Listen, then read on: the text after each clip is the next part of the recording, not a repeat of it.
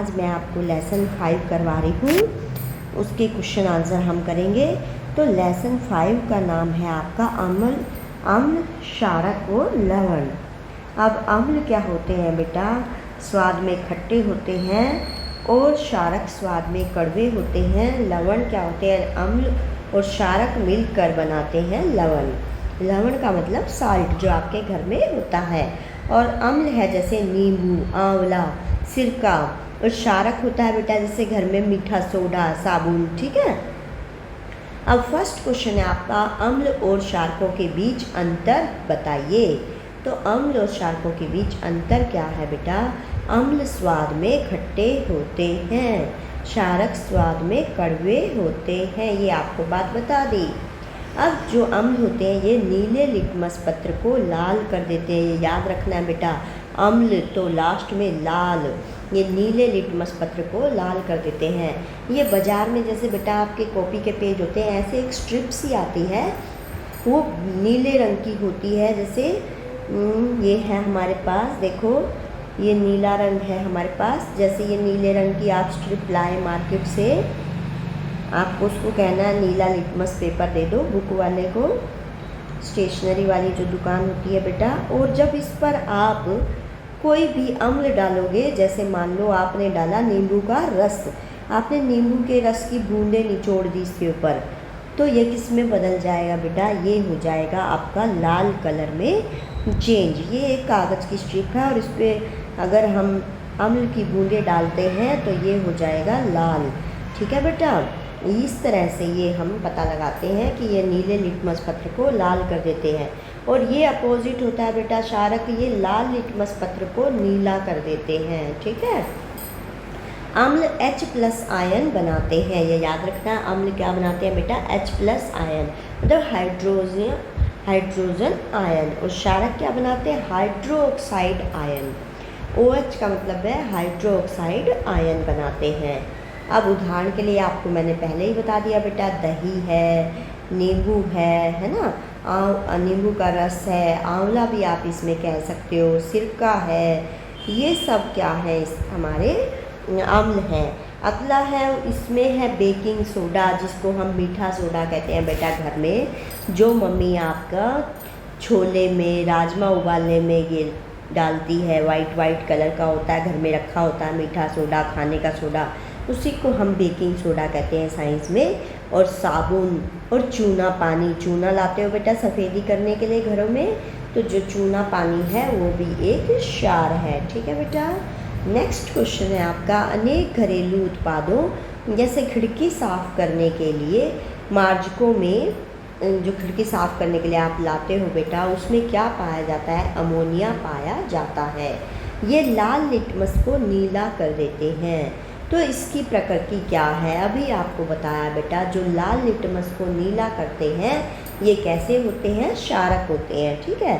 तो आपने यहाँ पे बताना है इनकी प्रकृति क्षारीय है, बस इतना सा आंसर है आपका। जो लाल लिटमस को नीला कर देते हैं उसकी प्रकृति क्षारीय है।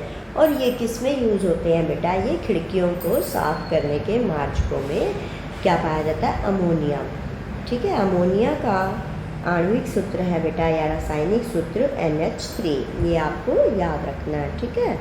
नेक्स्ट है आपका, उस स्रोत का नाम बताइए जिससे लिटमस विलयन को प्राप्त किया जाता है। तो लिटमस विलयन को किससे प्राप्त किया जाता है बेटा? लाइकेन। लाइकेन नामक एक पौधा है जिससे इसे प्राप्त किया जाता है। और इस विलयन का क्या उपयोग है? इसे सूचक के रूप में प्रयुक्त किया जाता है। सूचक होता है बेटा इंडिकेटर, जिससे हम पता लगाते हैं कि ये अम्ल है या क्षारक है। तो इस रूप में इसे प्रयोग किया जाता है। ठीक है। लिटमस विलयन को क्या आसुत जल होता है बेटा? डिस्टिल्ड वाटर, प्योरली हाई, जो कहते हैं प्योरली हाई, क्या होगा बेटा? शुद्ध वाटर, जो आप प्योरीफाई होता है, मतलब हमारा जो वाटर शुद्ध होता है उसको हम प्योरीफाई कर देते हैं, तो वो हाईली प्योरीफाई वाटर जो होता है उसे हम आसुत जल कहते हैं। क्या आसुत जल अम्लीय, क्षारकीय, उदासीन होता है? आप इसकी पुष्टि कैसे करेंगे? तो आसुत जल कैसा होता है बेटा? डिस्टिल्ड वाटर जो होता है, मतलब जिसमें से हमने अशुद्धियों को दूर कर दिया है। जैसे आपके घरों में साफ़ पानी आता है तो उसमें क्या मिलाया जाता है? क्लोरीन मिला देते हैं ताकि वो साफ़ हो जाए। और फिर वो जो घर में आता है तो वो पूछ रहा है वो कैसा होता है बेटा? आसुत जल उदासीन होता है। आसुत जल लिटमस पर कोई प्रभाव नहीं छोड़ता, अतः यह उदासीन होता है। मतलब अगर हम किसी भी लिटमस पेपर पर इसे डालें तो उस पर कोई प्रभाव नहीं होएगा। मतलब नीला है तो बेटा नीला रहेगा, लाल है तो लाल रहेगा, इसलिए यह उदासीन होता है। नेक्स्ट है आपका उदासीनीकरण के प्रकरण को एक उदाहरण देते हुए समझाइए। तो उदासीनीकरण का प्रकरण क्या होता है बेटा? इसको हमने उदाहरण से समझाना है। तो देखो, किसी अम्ल और किसी क्षारक के बीच होने वाली अभिक्रिया उदासीनीकरण कहलाती है। तो किस किस के बीच ये अभिक्रिया हुई बेटा? अम्ल और क्षारक के बीच जो अभिक्रिया हुई है उसे हम उदासीनीकरण कहते हैं। इस प्रकरण में ऊष्मा के निर्मुक्त होने के साथ साथ लवण और जल निर्मित होते हैं। निर्मुक्त आएगा बेटा, मतलब ऊष्मा भी निकलती है, निर्मुक्त होना निकलना। तो ऊष्मा के निर्मुक्त होने के साथ साथ लवण और जल भी बनते हैं। जब अम्ल और क्षारक अभिक्रिया करते हैं बेटा तो लवण और जल और ऊष्मा निकलती है। ठीक है, ऊष्मा मतलब गर्म, जैसे भाप निकलती है ना बेटा? आपने देखा है, आप कोई चीज़ गर्म करते हो तो उसमें से भाप निकलती है, वो ऊष्मा होती है। अब इस अभिक्रिया का उदाहरण क्या है बेटा? अम्ल हमने लिया हाइड्रोक्लोरिक अम्ल और क्षारक हमने लिया सोडियम हाइड्रोक्साइड। तो कुछ आगे जब बड़े होंगे बेटा आपको हाइड्रो अम्लों के नाम बताए जाएंगे। मैं अभी आपको बता देती हूँ, जैसे हाइड्रोक्लोरिक अम्ल है यहाँ पर, ऐसे एक सल्फ्यूरिक अम्ल भी होता है H2SO4, एक नाइट्रिक अम्ल भी होता है बेटा, ये होते हैं अम्ल। ठीक है, इसका नाइट्रिक अम्ल नाम है, इसका सल्फ्यूरिक अम्ल नाम है। और सोडियम हाइड्रोक्साइड है, जिससे और भी होते हैं हमारे पास, पोटाशियम हाइड्रोक्साइड होता है। ठीक है, ये याद रखना बेटा, हाइड्रोक्साइड में पीछे OH ही होता है। और आपने देखा अम्ल में अलग अलग चीज़ें होती है, यहाँ पे क्लोरीन है, यहाँ पे सल्फर सल्फेट है, नाइट्रेट है ना? तो यहाँ अलग अलग होते हैं, लेकिन हाइड्रोक्साइड की पहचान है पीछे OH ही होगा। अब ये जो हमने अम्ल और क्षारक लिखा बेटा, इसके हमने यहाँ पे एग्जाम्पल लिख दिया है। हाइड्रोक्लोरिक अम्ल और क्षारक का एग्जाम्पल सोडियम हाइड्रोक्साइड, ये क्या दे रहे हैं? लवण दे रहे हैं, जिसको हम सोडियम क्लोराइड कहते हैं बेटा। और घर में इस नमक को यूज़ करते हैं हम, जिसे हम साधारण नमक कहते हैं, इसका नाम सोडियम क्लोराइड होता है साइंस में। और जल हमने कहा लवण और जल बनाते हैं, जल को हम किससे डिनोट करते हैं बेटा? H2O से। ये जल का सूत्र है। प्लस में ऊष्मा, ऊष्मा मतलब हीट, गर्मी, गर्म हो जाती है कोई चीज़ है ना, और भाप निकलने लग जाती है। अब नेक्स्ट है आपका बेटा, निम्नलिखित कथन यदि सही है तो T लिखिए और गलत है तो F लिखिए। T का मतलब होता है बेटा ट्रू और F का मतलब होता है फॉल्स, ये आपने लिखना है। ठीक है, अब ये कह रहा है नाइट्रिक अम्ल लाल लिटमस को नीला कर देता है। बिल्कुल गलत है बेटा, क्योंकि अम्ल आपको बताया नीले लिटमस को लाल करता है। अम्ल क्या करता है बेटा? नीले लिटमस को लाल करता है। और ये कह रहा है लाल लिटमस को नीला कर देता है, तो ये गलत कह रहा है। इसलिए ये क्या हो गया बेटा? असत्य हो गया। हमें पता है अम्ल नीले लिटमस को लाल करता है, और ये कह रहा है लाल लिटमस को नीला, तो गलत हो गया। अब सोडियम हाइड्रोक्साइड, हाइड्रोक्साइड है मतलब क्षारक है बेटा, ये नीले लिटमस को लाल कर देता है। अब ये भी गलत हो गया, क्योंकि ये क्षारक जो होते हैं वो लाल लिटमस को नीला करते हैं, तो ये भी क्या हो गया बेटा? असत्य हो गया। नेक्स्ट है आपका सोडियम हाइड्रोक्साइड और हाइड्रोक्लोरिक अम्ल एक दूसरे को उदासीन करके लवण और जल बनाते हैं। ये बिल्कुल सही बात है बेटा। हाइड्रोक्साइड मतलब क्षारक, अम्ल तो अम्ल है ही, और ये एक दूसरे से जब अभिक्रिया करते हैं तो उदासीन हो जाते हैं, क्योंकि ये दोनों एक दूसरे के प्रभाव को ख़त्म कर देते हैं और लवण और जल बनाते हैं। तो ये क्या हो गया बेटा? सत्य हो गई ये बात। अब सूचक वह पदार्थ है जो अम्लीय और क्षारकीय विलयनों में भिन्न रंग दिखाता है। तो ये भी बिल्कुल सही बात है बेटा। इंडिकेटर जैसे हम यूज़ करते हैं, लाल लिटमस पेपर, नीला लिटमस पेपर, ऐसे हल्दी भी एक सूचक है बेटा। जो हम घर में हल्दी लेते हैं, आप देखते होंगे जब हल्दी पर पानी गिरता है तो वो लाल हो जाता है, वहाँ से कपड़ा, है ना। तो हल्दी को भी एक सूचक के रूप में उपयोग किया जाता है। ऐसे गुड़हल का फूल होता है बेटा लाल रंग का, उसको भी हम सूचक के रूप में प्रयोग करते हैं और इसको इंग्लिश में हम इंडिकेटर कहते हैं। तो सूचक वह पदार्थ है जो अम्लीय और क्षारकीय विलयनों में भिन्न रंग दिखाता है। ये बात क्या है बेटा? सत्य है।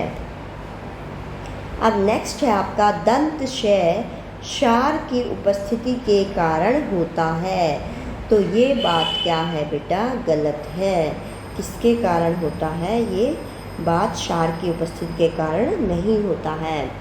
दंत क्षय होता है बेटा हमारे अगर शरीर में विटामिन की कमी हो जाए, विटामिन सी की कमी हो जाए, मतलब अगर खट्टे पदार्थ हम नहीं खाएंगे तो हमारे दांतों में क्षय होने लगता है, मतलब दांत गिरने लगते हैं। ठीक है बेटा, तो ये क्या हो गया? असत्य। ये क्षार की उपस्थिति के कारण नहीं होता है, ये अम्ल की कमी के कारण होता है। ठीक है बेटा।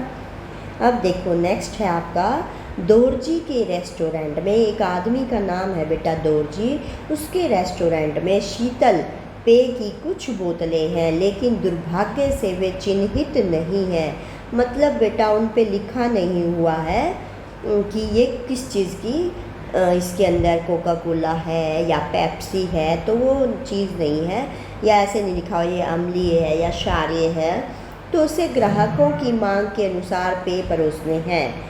एक ग्राहक अम्लीय पेय चाहता है, दूसरा क्षारकीय चाहता है और तीसरा उदासीन पेय चाहता है। तो दोरजी यह कैसे तय करेगा कि कौन सी बोतल किस ग्राहक को देनी है? तो कैसे पता लगाए बेटा कौन सी अम्लीय, कौन सी क्षारकीय और कौन सी क्या है, उदासीन है? तो अब देखो कैसे पता लगाता है बेटा।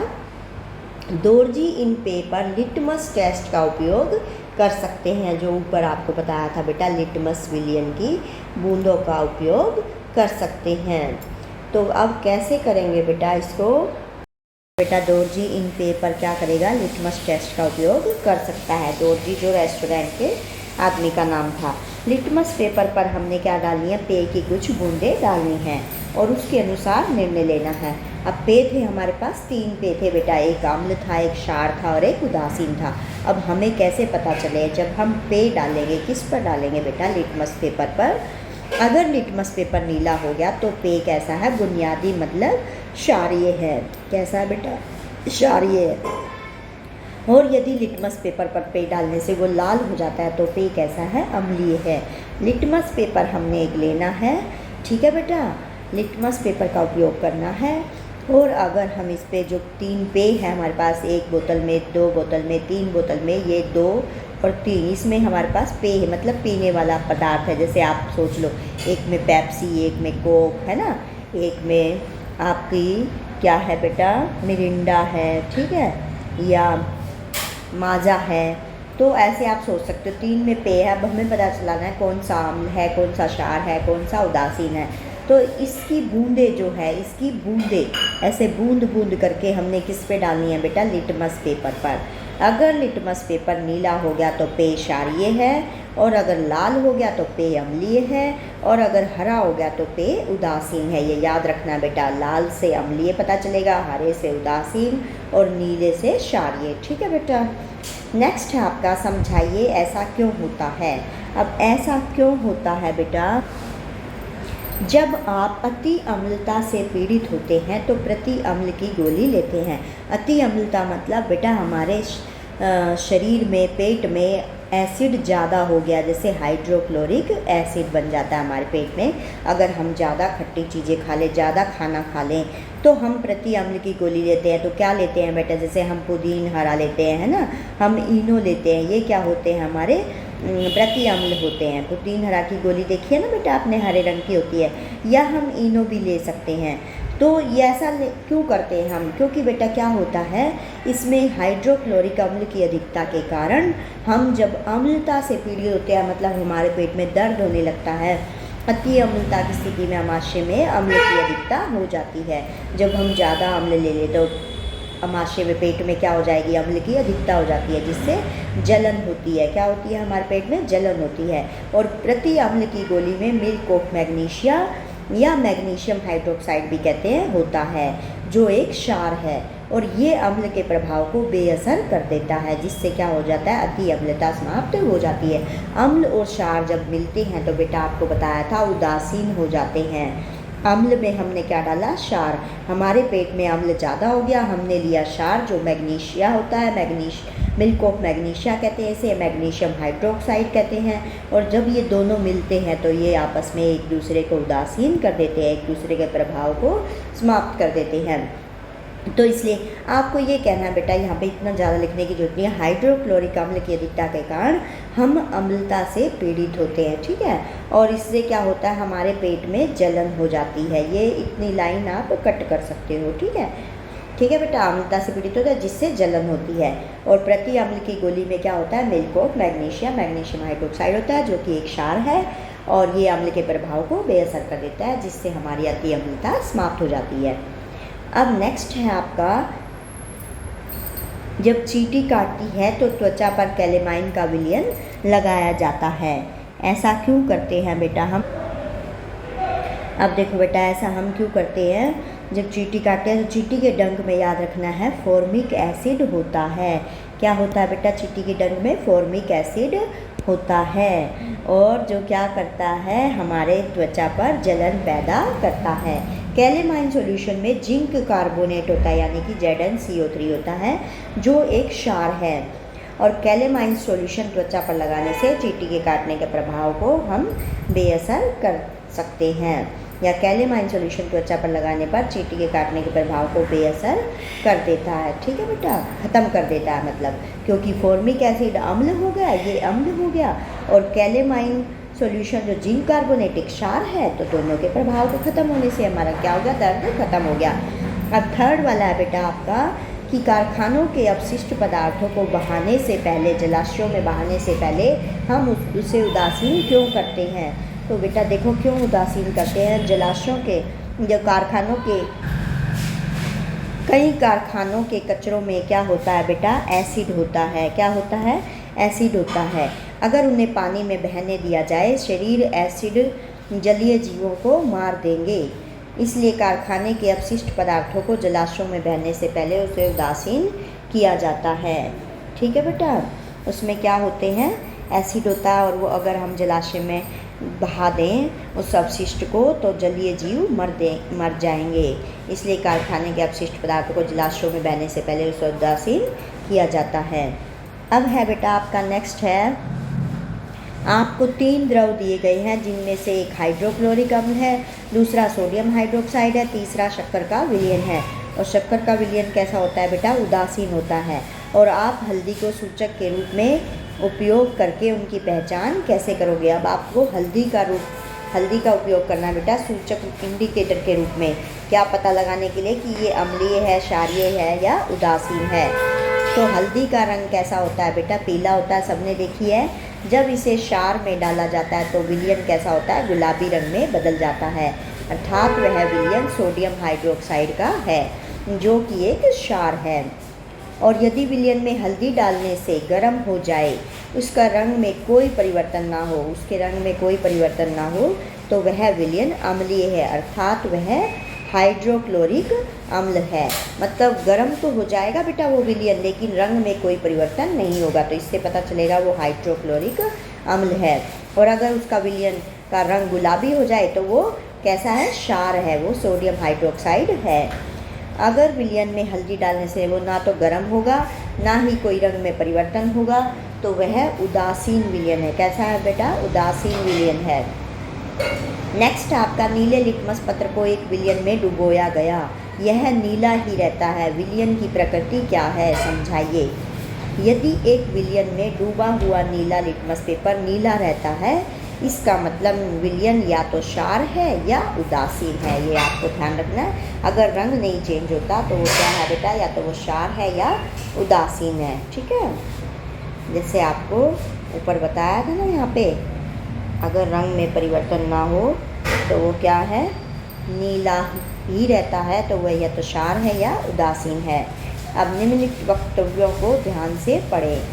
अम्ल और क्षारक दोनों सभी सूचकों के रंगों को परिवर्तित कर देते हैं।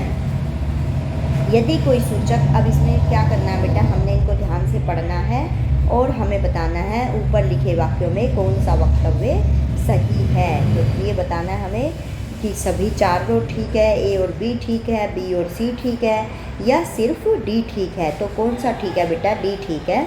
और वो कैसे ठीक है अभी आपको बताते हैं। हम अम्ल और क्षारक दोनों सभी सूचकों के रंगों को परिवर्तित करते हैं। ऐसा तो नहीं होता बेटा, वो दोनों सभी सूचकों के रंग को तो नहीं परिवर्तित करते हैं।